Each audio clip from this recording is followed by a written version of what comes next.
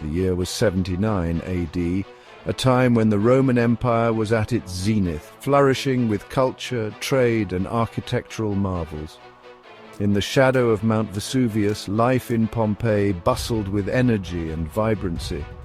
The streets were alive with the sounds of merchants calling out their wares, the laughter of children, and the chatter of citizens going about their daily routines. The vibrant city, unaware of its impending doom, teemed with activity. People moved through the crowded streets, engaging in lively conversations and enjoying the warm, sunny day.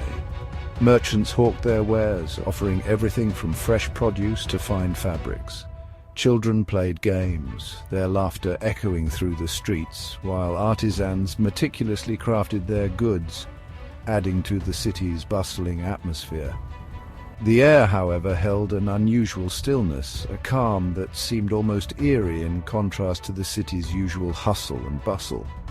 A strange scent, like rotten eggs, lingered in the air, unnoticed by many but unsettling to those who did. Tremors shook the ground, subtle warnings that people dismissed as commonplace. These minor quakes were not unusual in the region, and life continued as normal. The day wore on and the tremors intensified, causing more concern among the citizens. Some began to wonder if these were signs of something more ominous. Walls cracked. People exchanged uneasy glances, their laughter fading into worried whispers. The once lively streets now filled with a sense of foreboding. The sun, usually brilliant, was now obscured by a haze. The sky darkened, casting an eerie shadow over the city. Ash began to fall, a fine grey dust coating the city like a shroud. It settled on rooftops, streets, and people, creating an unsettling scene. Fear, a silent spectre, began to creep through the hearts of Pompeii's citizens. The once vibrant city now stood on the brink of an unimaginable disaster, its people unaware of the true magnitude of the impending catastrophe. Across the Bay of Naples, in the Roman town of Misenum, lived Pliny the Younger.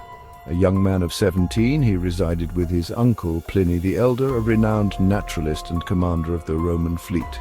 The elder Pliny was a man of insatiable curiosity, a scholar of the natural world.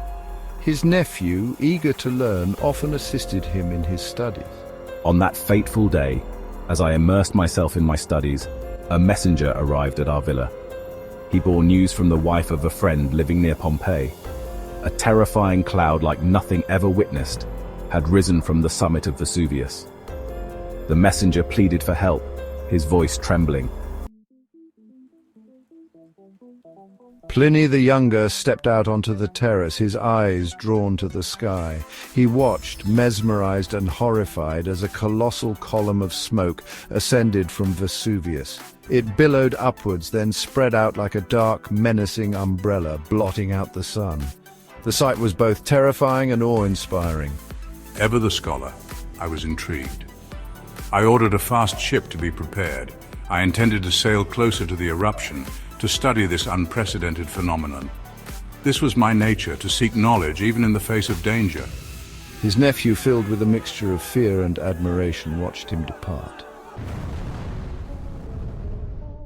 As Pliny the Elder's ship sailed closer to Pompeii, the sky grew darker, the air thick with falling ash. The once clear horizon was now obscured by a dense, ominous cloud, signaling the fury of Mount Vesuvius. The crew, though seasoned sailors, exchanged worried glances, their faces illuminated by the eerie glow of the distant eruption. Pumice stones, light and porous, rained down upon the deck. These stones, though small, accumulated quickly, creating a treacherous layer underfoot. The sailors struggled to maintain their footing, their movements becoming increasingly cautious as the deck turned into a slippery, unstable surface. The sea itself churned, the waves growing increasingly violent. Each swell threatened to capsize the vessel, but the crew, driven by their mission, fought against the elements with unwavering resolve. The ship creaked and groaned, its timbers straining under the relentless assault of the stormy waters. Despite the perilous conditions, Pliny pressed on, determined to reach the foot of the volcano. His mind was set on aiding those in dire need. his heart steeled against the fear that gripped his crew. The sight of the erupting volcano, though terrifying, only strengthened his resolve. Word reached me of people trapped in the shadow of the volcano. The urgency of the situation was palpable, the cries for help echoing in my mind. I knew that time was of the essence and every moment counted. My scientific curiosity morphed into a rescue mission. The pursuit of knowledge took a back seat as the need to save lives became paramount. I gathered my thoughts, focusing on the task at hand, preparing myself and my crew for the challenges ahead. I redirected my ship towards the town of Stabii, south of Pompeii, hoping to evacuate those who could escape. The journey was fraught with danger, but the thought of the people waiting for rescue spurred us on. We navigated through the turbulent waters, our eyes fixed on the distant shore. My courage was unwavering, my focus shifting from observation to the preservation of life. The weight of responsibility was heavy, but it was a burden I was willing to bear. The lives of many depended on our success, and failure was not an option. His courage was unwavering, his focus shifting from observation to the preservation of life. Pliny's determination and bravery in the face of such overwhelming odds were a testament to his character. He was not just a scholar, but a hero, willing to risk everything for the sake of others. Section 5. The Fury Unleashed Pyroclastic Surge. Unbeknownst to Pliny and those on the ship, Vesuvius was unleashing its deadliest weapon, pyroclastic surges. These were not lava flows, but scorching avalanches of gas and volcanic debris traveling at hundreds of miles per hour. They were invisible to the naked eye, yet deadlier than any fire. The first surge struck Herculaneum, a smaller town at the foot of Vesuvius. It enveloped the town instantly, vaporizing flesh and bone, leaving behind only skeletal remains. The second, larger surge roared towards Pompeii. Its inhabitants, already choking on ash and debris, had little chance. Pliny the Elder never reached Stabia. He made landfall at a friend's villa, offering reassurance and support. But the air grew thick with toxic fumes, making it difficult to breathe. Weakened by the noxious gases, the great scholar collapsed and died. His death, like his life, was a testament to his unwavering pursuit of knowledge. He died a scholar, seeking to understand the very forces that consumed him. His sacrifice, a poignant reminder of the human cost of this natural disaster. Back in Misenum, I watched in terror as the cloud from Vesuvius spread across the sky. Earthquakes shook the ground, the sea roared, and the air was filled with the screams of fleeing people.